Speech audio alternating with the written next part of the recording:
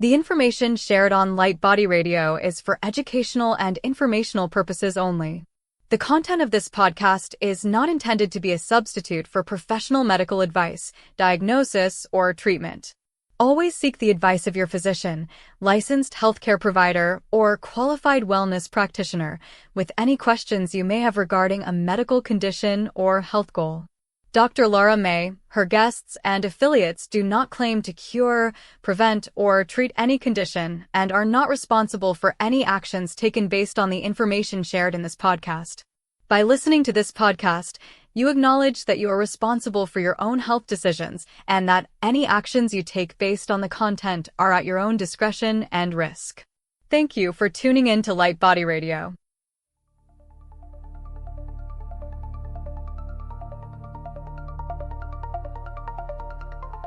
Welcome to Light Body Radio, where science meets soul and healing gets multidimensional. I am your host, Dr. Lara May, functional medicine pharmacist, master intuitive Reiki channel, and certified life and health coach. Here we decode root causes, transmute stuck energy, and empower your full spectrum healing journey, body, mind, and light body. This isn't just wellness, it's awakening, grounded in science, guided by spirit, and designed for your evolution. Let's rise and radiate. Welcome to the next level of you.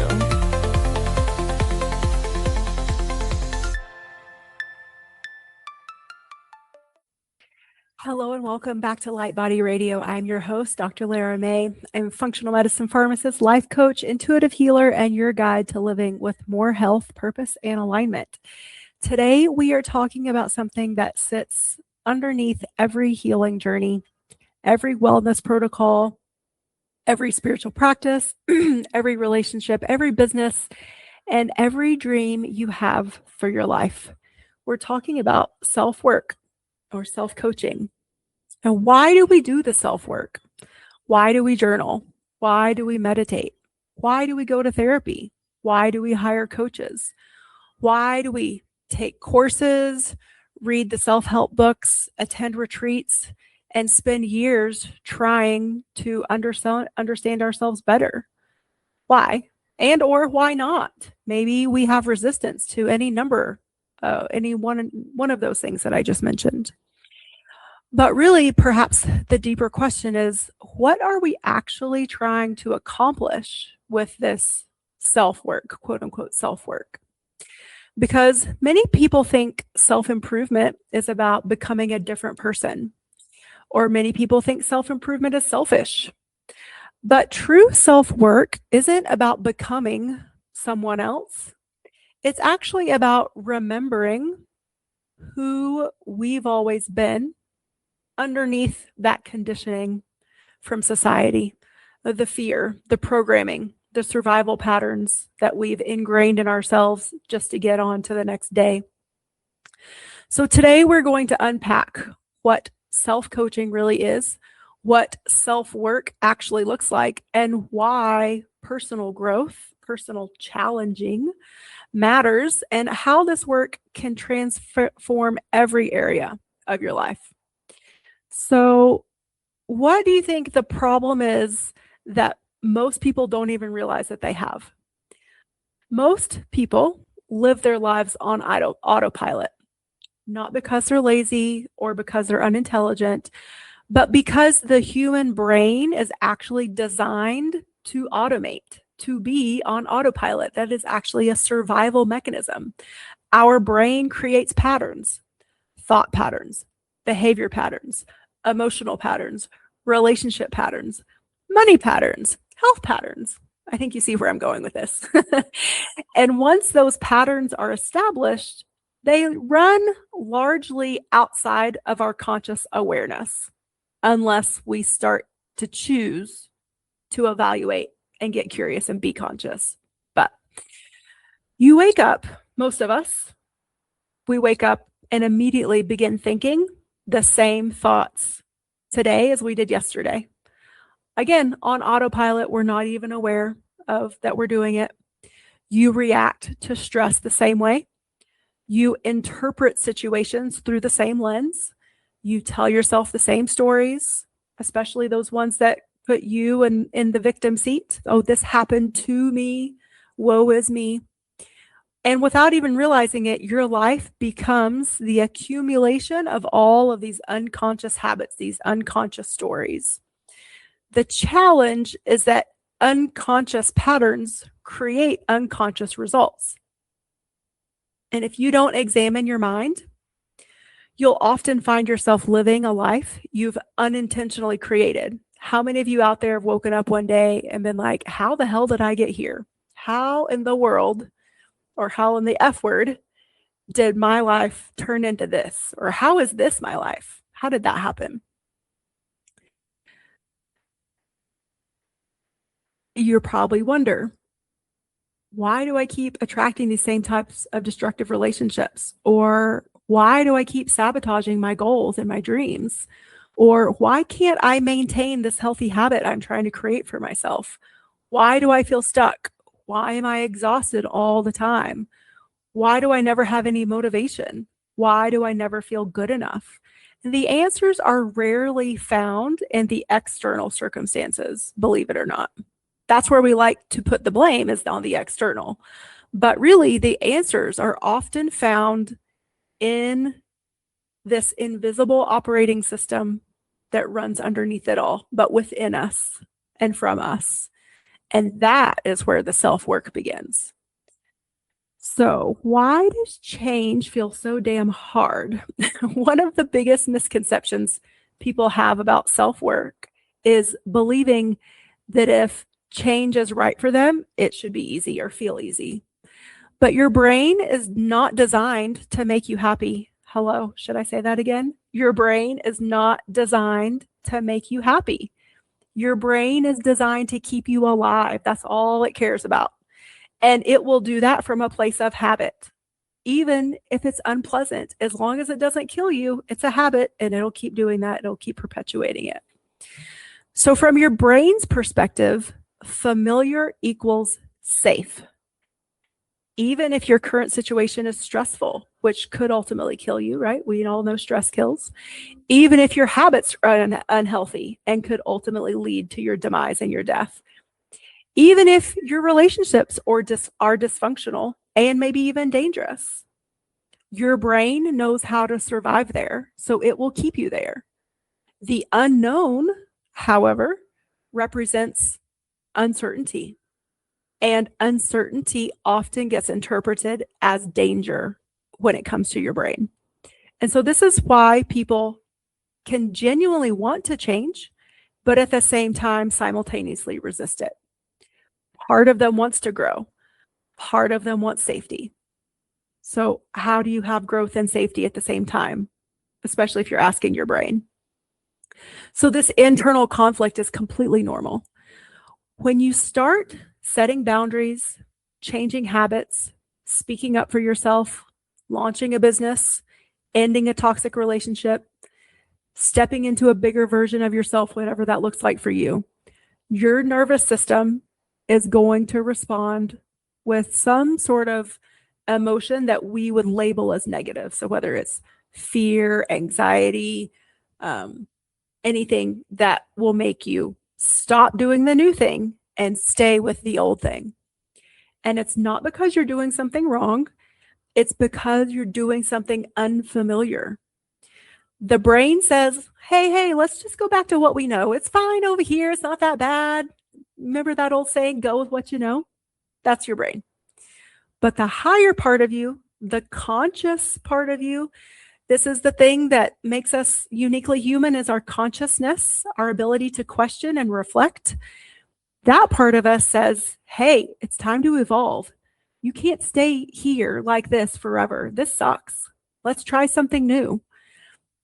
Self-work teaches you how to feel the discomfort of growth without interpreting it as a sign to quit. Let's say that again too. It's okay to feel the discomfort of growth and not quit. Because discomfort is often not evidence that you're off track. It's actually more of evidence that you're on track. It's evidence that you're expanding beyond your old limitations. I mean, we could even take this down to an analogy of an athlete. How do athletes get better? They train harder, faster, under more stress, because they know that that makes them better. It forces their body and their mind to change. That's why often athletes have more emotional and mental resilience, because they're already used to pushing through hard things, pushing through something that's uncomfortable, because they know on the other end there's something rewarding there. So, what is self-coaching?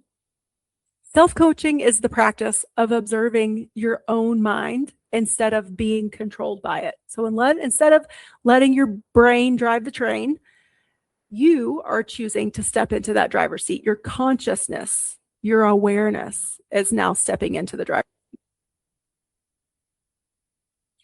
It's learning how to become both the thinker and the observer of your thoughts. Most people believe every thought that they think automatically. They don't even question them. But self-coaching teaches us to question those thoughts. I mean, even just the thought of that, especially like, let's say as a child, we're told something over and over and over again. We're just taught to believe it. And we're often actually taught not to question it. And so the concept of questioning our own thoughts can actually be pretty jolting and life-changing just in and of itself. So you might think, I'll never figure this out. Or maybe it's, I'm bad at math, something like that. And most people just stop there because that thought feels true to them or feels true to you. But self-coaching asks, what is actually true? What evidence do we have to support that thought? What evidence do we have to contradict that thought? How does this thought make me feel? That's a big one. Even just thinking about that our thoughts create our feelings, that's big, huge. Again, it puts us in the driver's seat and not just the passenger. How do I behave when I believe this thought? What might be a more useful perspective? So, contrary to popular belief, the goal for self-work, for self-coaching, is not constant positive thinking. The goal is actually conscious thinking, or you could just call it deliberate questioning. Question yourself, question your own thoughts, question your own brain, your own mind. Questions are good, questions are healthy. Ask more questions. Self-coaching creates space between stimulus and response. So usually, again, if we're on autopilot, we're having unconscious thoughts, which means we're having unconscious feelings, which means we're having unconscious actions and then unconscious results. And it's just going boom, boom, boom, boom, boom, one after the other without a pause, without a break, without a stop. But self-coaching actually creates space between each of those steps, between the thought and the feeling, between the feeling and the action, and between the action and the result. And so instead of reacting automatically, you actually give yourself the chance to respond with intentionality, with intention, with awareness. Again, you get to stop being a passenger and become the driver. So one of the tools that I love and that I use is something I learned from the Life Coach School platform. And I am a certified life coach school life coach. The teacher is Brooke Castillo, and the tool is called the model. And the model explains how our experience of life is created. Circumstances create our thoughts. And let's be clear here, a circumstance is something factual. It is not an opinion, and it is not a whole bunch of story. It is just something simple and factual that you can say, yes, this is a circumstance. It cannot be disputed. It is what it is. And you put it there without judgment. Circumstances create thoughts. Thoughts create our feelings. Feelings drive our actions, and actions create our results. And most people spend their lives trying and trying and trying to change circumstances. Like, if my spouse changed, then I would feel better. Or if I lost the weight, then I would feel more confident. If my boss appreciated me, then I would feel valued. If my labs were normal, then I would feel at peace. But the model teaches us something pretty profound, actually, is that the circumstance itself is not creating our emotional experience at all. It actually has nothing to do with our emotional experience. It's our thoughts about the circumstance that create our emotional experience, because our thoughts create our feelings. And those thoughts that we're thinking about that circumstance is what's creating our feelings and our emotional experience. So imagine two people standing in the rain. One person thinks, this is miserable. This sucks. I hate the rain. The other person thinks, oh, this is beautiful. It smells so good. Oh, I love the rain. Same rain, same circumstance. The circumstance is just, I'm standing in the rain, two people standing in the rain, but they each had different thoughts. And so they each have different feelings and different experiences about the same rain. And this doesn't mean that circumstances don't matter. It just means that we have more influence than we actually realize, that we gave ourselves credit for. So when we become aware of our thoughts, we begin to understand why we're feeling what we're feeling. And once we understand that, then we can consciously create new thoughts, new feelings, new actions, new results, new outcomes, new life experience. So the goal is not to force positive thinking or positive thoughts. The goal is to become aware of the thoughts creating our reality, because awareness is where the freedom begins. I've always said the first step to any change is the awareness that you want the change, that you need the change. So I want to share a little personal example here, because this concept and using this tool really did change my life. And years ago, I worked for a boss who was genuinely toxic. He was a harasser on multiple levels. He was an abuser on multiple levels of multiple people. It wasn't just me, but I was one of the many in the department that were, how do we say, the disposal of his mood and what he was going to dish out. So every day, and this was way early on in my spiritual journey and my self-help, is actually this experience is what drove me into more spirituality and self-help, because it was so toxic and so uncomfortable. And so every day I would anticipate the criticism or anticipate the inappropriate jokes or inappropriate sayings. I would expect conflict, and I would replay these conversations in my head long after they had concluded. And if you had asked me at the time why I felt stressed, why I felt unhappy at work, I would have with confidence said, because of my boss. I would have laid blame to him. The circumstance seemed obvious. The circumstance was my boss. But then I learned the model, and through my coaching training and my self-coaching, I was forced to look at the situation differently. And my coach asked me, is your boss creating your feelings? Are you really giving him that much power? You're letting your boss choose how you feel? And at first, the autopilot me said yes, because that's what most of us do. That's what most of us believe. We put our power and we give it away into external things. We don't keep it within ourselves and our own autonomy. And we believe other people create our emotions. But when I really started examining my thoughts, I discovered something fascinating. That the circumstance wasn't actually my boss is terrible. That's actually the thought. The thought is my boss is terrible. The circumstance was simply my boss's behavior And everything else beyond the behavior was my interpretation of it. So a lot of my thoughts sounded something like, this shouldn't be happening, or he shouldn't treat us this way, or how long can I handle this? How much of this should I be expected to take? Or this is ruining my career. This is ruining my life.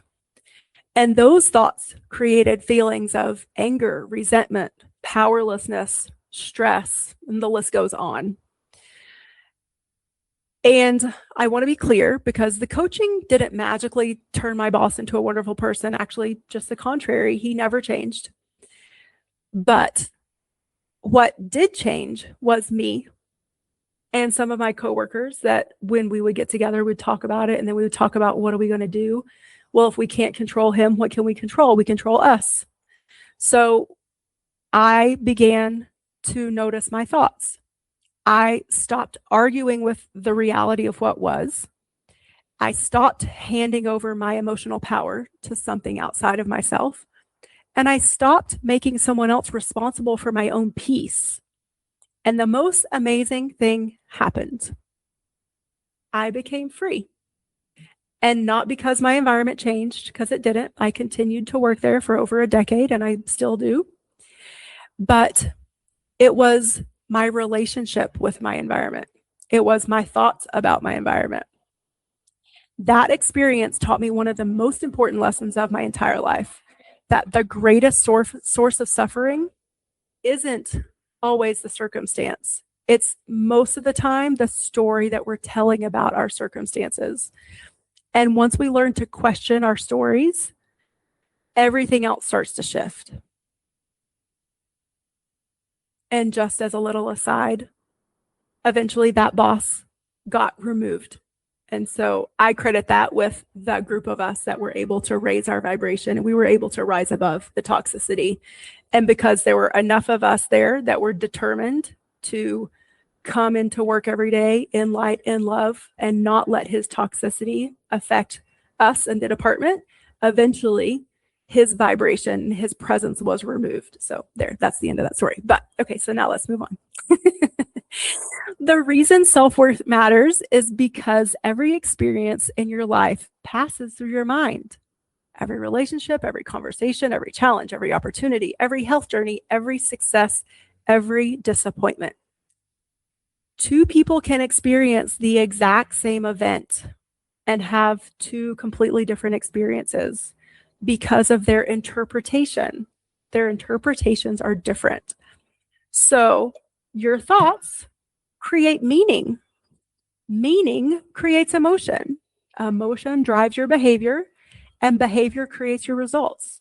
This is why two people can receive the same diagnosis, and one becomes empowered and the other becomes defeated. Same circumstance, different interpretation, different outcome. The work isn't controlling your life. The work is learning how to manage your relationship with life, your thoughts about your life. So people often ask me, how does coaching and self-coaching differ from therapy and counseling? And I say, like, each one has its own separate but important purpose. Therapy often focuses on understanding trauma, processing emotional wounds, creating safety, building emotional resilience. Counseling frequently provides guidance, support, education, and strategies for navigating challenges. Coaching tends to focus on the present and sometimes the future. Where are you now? Where do you want to go? What's getting in the way? What beliefs are creating your current results? What would you need to think, feel, and do differently to create a different outcome? They're not competing approaches. They're all complementary. Sometimes people need therapy. Sometimes people need coaching. Sometimes they need both. I will tell you, I utilize both. I love both. And self-coaching really can become the daily practice that helps you bridge the gap between your sessions. And that's really where the transformation occurs. And it's what allows transformation to become, and miracles to become, part of your everyday life, rather than something that only happens in a coaching session or in a therapist's office. So just keep that in mind, that it's not one or the other. It's a yes and it's just a matter of where are you and what do you need for your life, for your success, for your happiness, for your well-being. So let's talk a little bit about how this ethereal thing, this non-physical thing of coaching, can affect your physicality, your actual biology. The body listens to the mind. That's scientifically proven. It's called epigenetics. Not in just the simplistic, just think positive way, because we already established this isn't about just always thinking positive. But biologically, every thought has its own chemistry, and every emotion creates its own physiology. When we're chronically stressed, fearful, overwhelmed, resentful, constantly running catastrophic thought patterns, how does your nervous system respond? You know the answer to this. Cortisol rises, inflammation increases, blood sugar becomes dysregulated, sleep suffers, recovery slows, digestion weakens, hormones shift, the body enters survival mode. And many people spend years and years and years trying to heal physiology while continuing to run the same mental and emotional programs that actually created the dysfunction in the first place. So we can't separate our mind from our body. They are one. They are part of the same system. And healing requires addressing both. And as a functional medicine practitioner, I've seen firsthand how closely connected the mind and the body are. But one of the most powerful lessons came through my own healing journey. And there was a period in my life where I was dealing with significant burnout and adrenal dysfunction. I was perpetually exhausted. My energy was depleted. I was constantly pushing, constantly striving, constantly feeling like I needed to do more, constantly living off caffeine, essentially. And I, of course, approached it the way many high achievers do. I looked for the perfect supplement, the perfect protocol, the perfect lab test to tell me what was wrong. And don't get me wrong, those are all tools. They're valuable tools. And functional medicine did play a huge role in my healing. But what I eventually discovered was that my physiology was responding to the way I was living. I was living directly as a result of the way I was thinking. I was living in a constant state of pressure, and I had been for decades.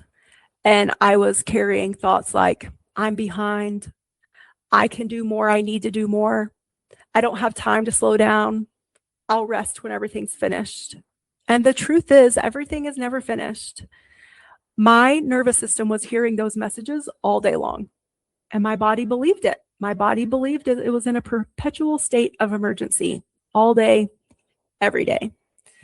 And the fascinating thing is that I would meditate and I would take all the right supplements. I went gluten and dairy free. I did intermittent fasting. I cycled on and off keto.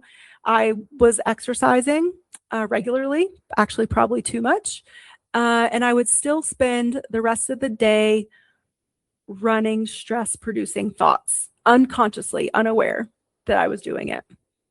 But through coaching and other spiritual practices, I actually began to identify the mental patterns that were driving this physiology of imbalance, this physiology of inflammation. And I started noticing that I was creating the pressure on myself, and it didn't need to even exist. I finally started challenging the beliefs that I had long been taught and kept on thinking that weren't even mine about productivity, achievement, worthiness, and even rest. I learned that slowing down wasn't actually weakness, it was healing. I learned that rest wasn't laziness, it was healing. I learned that My value wasn't determined by how much I accomplished. What a novel concept. And as my internal environment began to shift, so followed my physical healing, which accelerated. And again, it wasn't coaching instead of functional medicine. It wasn't either or. It was the coaching plus the functional medicine.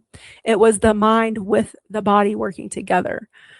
And that's why I believe and I teach and I talk about how healing is multidimensional. It's not one dimensional. It's not one thing. It's not one aspect. It's not one protocol. It's multiple dimensional. It's all the things. We can't fully heal the body while ignoring our beliefs and our thought patterns and our emotional stressors, because that's what created the imbalance to begin with. And so above and beyond anything else today, I want to talk about how self-work is not self-fixing, because even within that belief or label that we put in the self-help world, that we need something to be fixed, that automatically sort of determines it or assigns something is broken. And so this is where a lot of people get stuck. They believe self-improvement means that there's something wrong with them. So they spend years and years trying to fix themselves, and I'm using air quotes. They need to fix their personality or fix their emotions or fix their imperfections, fix their weaknesses. But self-work isn't about fixing. It's about awareness. You are not a project to be repaired. You are a human being learning how to be more conscious. Focus. See how I emphasize the being, the beingness? We are beings. We're human beings. We're not human doings. The goal is not perfection. The goal is not overachievement. The goal is presence. The goal is understanding. The goal is compassion, self-compassion, compassion for others, forgiveness, self-forgiveness, non-judgment. That's a big one. That's a big goal. The goal is growth. And so one of the greatest paradoxes in the personal development field and journey is that real transformation happens when self-improvement and self-acceptance can coexist. Self-improvement says, I want to grow, and that's a goal. I want to grow. I want to go through growth process. But self-acceptance says, I am worthy right now just the way I am. And that I can want to grow, but also accept myself for who and how I am right now. And that will equate to an even bigger growth pattern and growth experience down the road. You have to have both. You need both. You can't, without growth, you stagnate. Without acceptance, you will suffer. Just think about all the different things that we are not willing to accept and how much discomfort and negativity that creates in our life. The healthiest people that I know and that I see and that I witness are not trying to become worthy because they know they already are. We're born worthy. That is our birthright. They are growing because they are already believe that they are. And that is a very different energy. It's a very different approach. So what does self-work practice actually look like? Well, of course, it's different for everyone. What works for you? What resonates with you? Many people imagine self-work as hours and hours of journaling, meditation, retreats, reading books, and blah, blah, blah. And you can do all those things, and all those things are great. But it also doesn't have to be that. It can be short, powerful practices. It can be a short model once in the morning, just doing a thought download, not even a model, just getting your thoughts out on paper. Self-work can be surprisingly simple. And usually the more simple it is, the more powerful it is. So let's maybe talk about or think about 5 minutes of intentional reflection, 5 minutes of just sitting with your eyes closed, listening and observing your breath. Can you sit for 5 minutes and do nothing but observe your breath? I love it. It's one of my most favorite things, but damn, when I first started, it was hard. And most people do find it really challenging at the beginning. Something simple, but not so easy at the beginning. So maybe meditation, prayer, breath work, journaling, morning pages, or again, thought downloads, being out in nature, just walking in nature, breathing, observing the wind, the songbirds, the temperature of the day, maybe noticing your emotional triggers. So this is something you can take out with you to the rest of your day. When and how do you get triggered? Just notice, give yourself that space of awareness. From there, maybe you start questioning, why?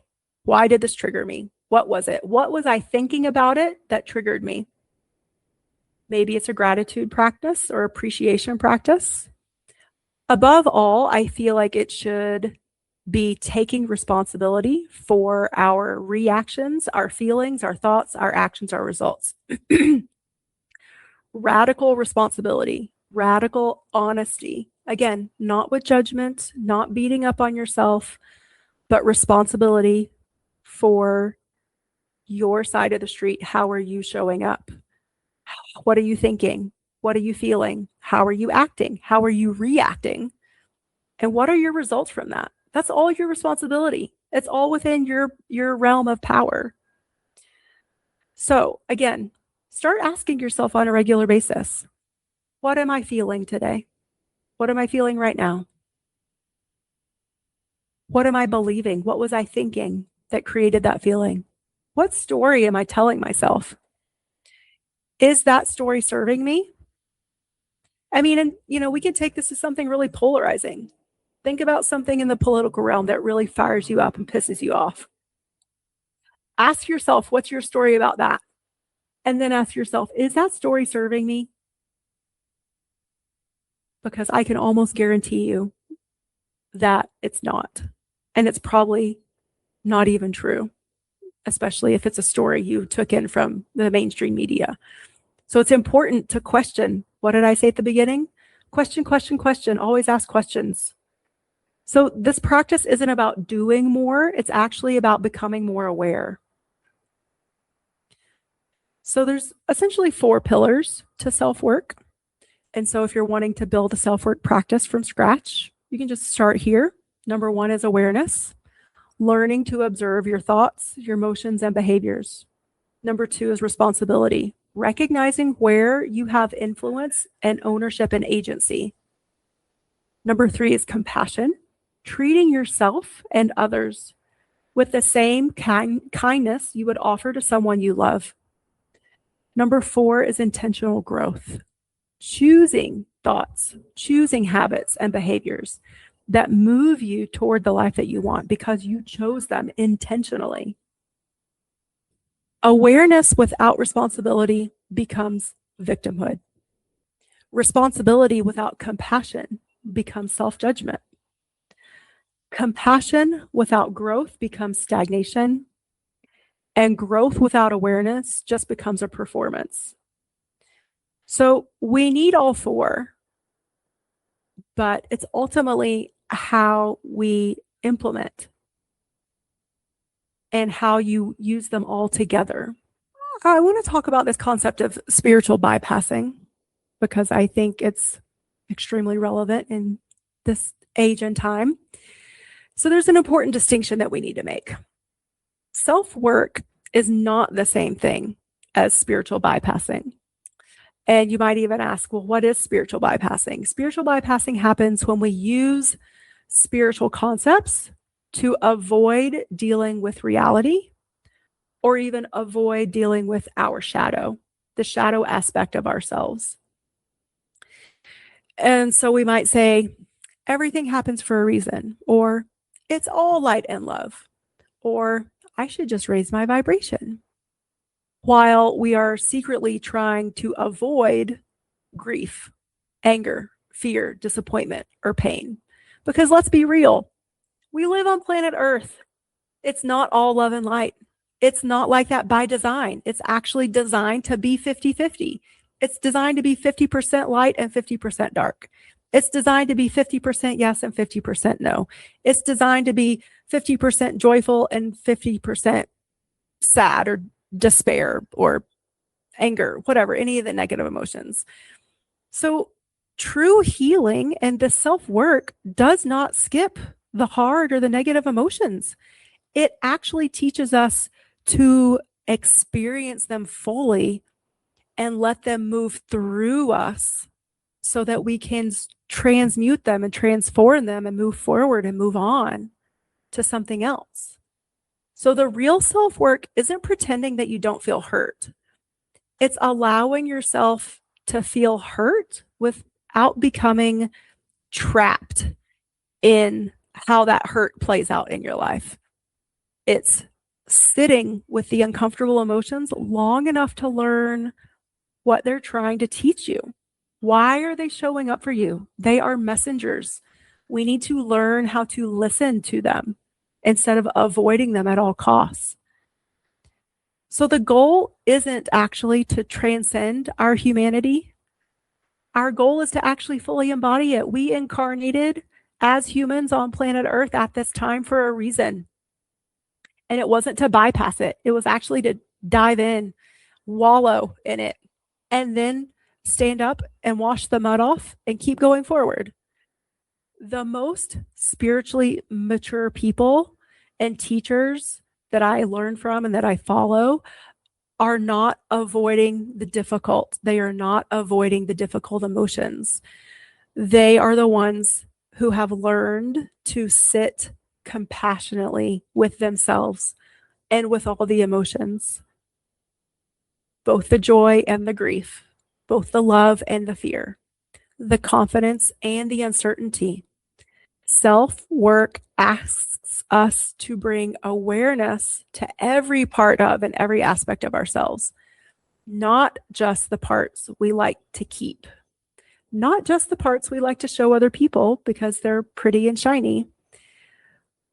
Those shadow aspects that we don't like to show and with people that we have.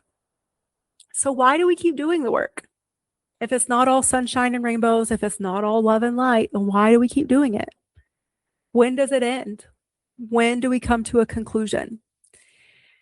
And the one thing that I have learned through my own journey is that every time we think we've come to an end or a learning point about something, there's always a next level. So the work never ends, and that's not a bad thing. It's actually really great because that just means we keep evolving, we keep learning, we keep having really rich and wonderful experiences. So the work that you need to do in your 20s is not the same work that you need to do in your 30s, and it's not the same work that you'll need to do in your 40s, 50s, etc. It's different again and again and again and now. And so you might have a season of learning about confidence. You might have a season about learning to heal your burnout. You might have a season about learning about setting boundaries or learning to trust or love again. And then you might have a season of learning to surrender and let go or learning leadership and authenticity. Each chapter requires a different version of yourself. And that is what I've learned. That is the growth of the journey. And it's not a destination, that there isn't a finish line. And then when we suddenly arrive, everything will be fully enlightened or completely free of challenges and fully healed. But along the way, we become more resilient. We become more compassionate. We are more connected to ourselves and others. And the goal isn't perfection. And what a relief that is. The goal is expansion. The goal is becoming more of who we truly are and learning who that is along the way. And that's why the work continues and never ends, because we are not broken, because we are alive. And every season of life asks something new from us. The version of who you navigated earlier in life, teens, 20s, 30s, you needed all that so that you would be prepared for the next phase, or whatever that means for you, 40s, 50s, 60s. The version of you that created a career may not be the version of you who builds a meaningful relationship. And that's okay. Or maybe it's not okay for you. That's up for you to decide, for you to define, for you to decide what it means. Growth is lifelong, and wisdom expands, capacity increases. The work continues because life continues. So this has turned out to be kind of a long episode, but if there's one thing I hope you take away from today's episode is that the purpose of self-work, of self-coaching, is not to become perfect. It's not to become endlessly productive, and it's really even not to become enlightened. The purpose of self-work is to become conscious of our thoughts, conscious of our patterns, conscious of our choices, conscious of the incredible creative power that we've had all along. Because the moment we become aware, we become conscious, then we get to reclaim our ability to choose. That's power. Every transformation begins with that single act of awareness, that choice to be aware. And the purpose of self-work is not to become someone else or become someone totally different.